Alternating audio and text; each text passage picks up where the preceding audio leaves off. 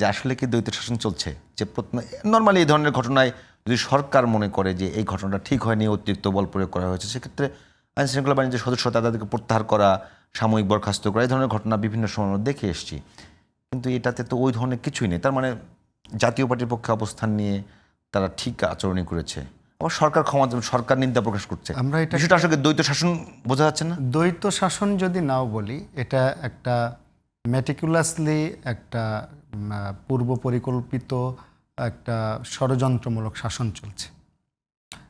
দ্বৈত শাসনটা আপনি যদি নির্বাচিত সরকার অথবা রাজনৈতিক সরকারের পক্ষ থেকে সংবাদ সম্মেলন কারণ প্রেস নোট পাঠিয়ে বলা হচ্ছে যে নিন্দা জানানো হচ্ছে, সরকার দ্বৈত আচরণ করছে, দ্বৈত আচরণ কিন্তু দ্বৈত শাসনের বিষয়টা বলতে দ্বৈত আচরণ করছে। কিন্তু আমি এটা বলতে চাই যে সরকারের ভিতরে আরেক সরকার রয়েছে, অর্থাৎ এই সরকারের ভিতরে আওয়ামী আদিষ্ট লোকজন, তারা আওয়ামী এবং ভারতীয় ফ্যাসিজমকে পুনরায় প্রতিষ্ঠা করার জন্য জাতীয় পার্টির উপর সওয়ার হয়ে জাতীয় পার্টিকে ব্যবহার করে তারা প্রতিষ্ঠা করতে চাচ্ছে। গত 1 বছরে তারা বিভিন্নভাবে পায়তারা করেছে। আপনাদের উপদেষ্টারা কি করছে?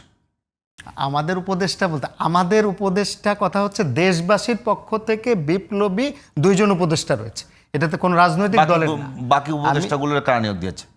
বাকি উপদেষ্টাগুলোর নিয়োগের বিষয়টাই কিন্তু আমি ওই ব্যাপারটা নিয়ে আপনি শুরুতে বলেছিলেন, সেটা নিয়ে আমি বলি। দেখেন, 5 তারিখের পরে অনেক কিছু ধোঁয়াশা ছিল, আমরা বিপ্লবীরা মাঠে ছিলাম, কিন্তু 5 তারিখে ডিল করেছে সরকারের গোয়েন্দা সংস্থাগুলো। 5 তারিখের পরের অবস্থাগুলো আমি আজকে দেশবাসীর কাছে কোট আনকোট বলতে চাই।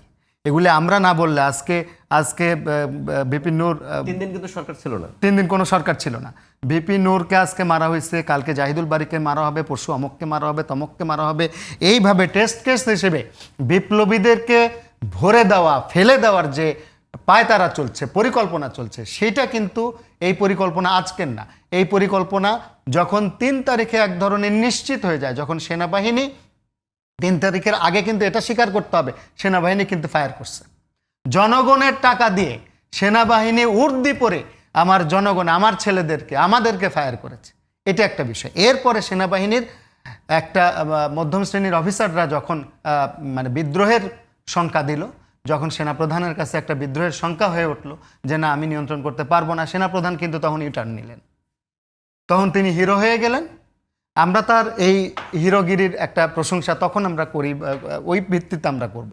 কিন্তু আমরা এটা বলবো যে এই সুযোগে কিন্তু শেখ হাসিনাকে আপনার বাইপাস করে দেওয়া হয়েছে, পালানোর সুযোগ করে দেওয়া হয়েছে। এরপরে 650 জন দাগি আসামি, যারা বিগত 17 বছর এদেশের মানুষকে নির্যাতন নিপীড়ন করেছে, রাজনৈতিক অর্থনৈতিক বিভিন্নভাবে শোষণ করেছে, এমপি মন্ত্রী থেকে শুরু করে এই 650 জনকে কিন্তু পার করে দেওয়া হয়েছে। সেনাবাহিনীর আশ্রয় তারা ছিল, সেনাবাহিনীর মাধ্যমে পার করে দেওয়া। পরের কথা আমি বলছি, এটার পরে দেখেন এই যে আমি কাহিনী ক্রোনোলজি বলছি, সিকোয়েন্সিয়ালি কিন্তু আজকের এই ভিপি নূরের এই ঘটনা, অর্থাৎ মাঝখানে উপদেষ্টাগুলোর উপদেষ্টা এই যে 3 দিন সরকার ছিল না, সেখানে কিন্তু সরকারের গোয়েন্দা সংস্থাগুলো, আমরা যদি খুব ওপেনলি বলি, ডিজিএফআই, এনএসআই থেকে শুরু করে ওইখানে ডিলটা হয়েছে, এই জায়গায় ডিলটা হয়েছে। সেই ফাঁকে আসিফ নজরুল চলে এসেছে, সেই ফাঁকে রেজওয়ানা চৌধুরী, বন্যা, আমি নাম ধরে বলি, তারা চলে এসেছে এবং আরো অনেকে চলে এসেছে। মানে আসলে আপনি যাদের নাম বলছেন তারা জুলাই অভ্যুত্থানকে করেন। আমি ওন করে কি না করে এটা এই প্রসঙ্গে আসছি না, আমি তাদের পরবর্তী কর্মকাণ্ডের প্রসঙ্গে, আমি এই 2 জনের নাম বললাম। এই 2 জনের নাম আমি এর আগেও বিভিন্ন প্রোগ্রামে বলেছি, বিভিন্ন জনসভায় বলেছি। আমি বলতে চাই এই 2 জন শুধু না, আরো অনেকে আছেন যারা এনজিও সরকারের মদতপুষ্ট, তারা আগে আওয়ামী মদতপুষ্ট ছিল, তারা এনজিও চালিয়েছেন আওয়ামী লীগের মদদে, আওয়ামী লীগের নেতাদের পয়সা খেয়ে, আওয়ামী লীগের নেতাদেরকে পয়সা দিয়ে, আওয়ামী লীগের মাধ্যমে ডোনেশন আনছে, আওয়ামী লীগের নেতাদেরকে পয়সা দিয়েছে। কিরকম কারা এরকম ছিলেন? না, এটা আজকের অনুষ্ঠান, এটা বলার অনুষ্ঠান না।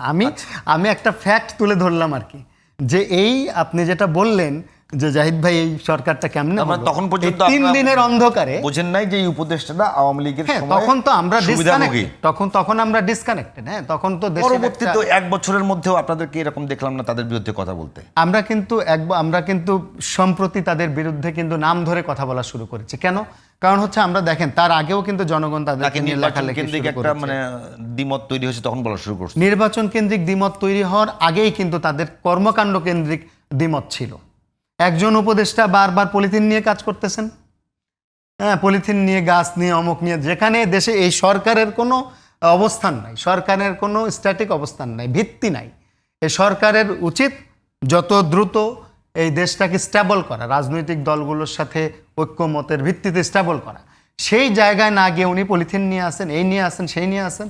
আরেকজন উপদেষ্টা তিনি তার আইনের পদে থেকে, হ্যাঁ, তিনি অমুককে ছেড়ে দিচ্ছেন, তমুককে ছেড়ে দিচ্ছেন। আমি যদি নাম ধরে বলি, সাবের হোসেন চৌধুরীর মতো লোককে ধরার পরে জামিন দেওয়া হলো কেন? আমি যদি নাম ধরে বলি, এরকম অনেক খুনি আছে, আমি আপনাকে লিস্ট দিতে পারবো যে যাদেরকে এই সরকার ধরেছে এবং ধরার পরে ছেড়ে দিয়েছে। এর দায় কার? এর দায় উপদেষ্টাদের দায়। তো আমি বলতে চাই যে এই জায়গায় এখানে একটা শুভঙ্করের ফাঁকি রয়েছে। সরকারের মধ্যে দ্বৈত আচরণ হচ্ছে এই কারণে যে সরকারের মধ্যে ঘাপটি মেরে বসে থাকা ষড়যন্ত্রকারীরা তারা ভারতীয় আধিপত্যবাদকে প্রতিষ্ঠিত করতে চায় এবং সেটির মাধ্যম হিসেবে তারা হয় জাতীয় পার্টিকে নিয়ে আসতে চায়, না হয় তারা আবারও 111-এর একটা বাজনা বাজাতে চায়।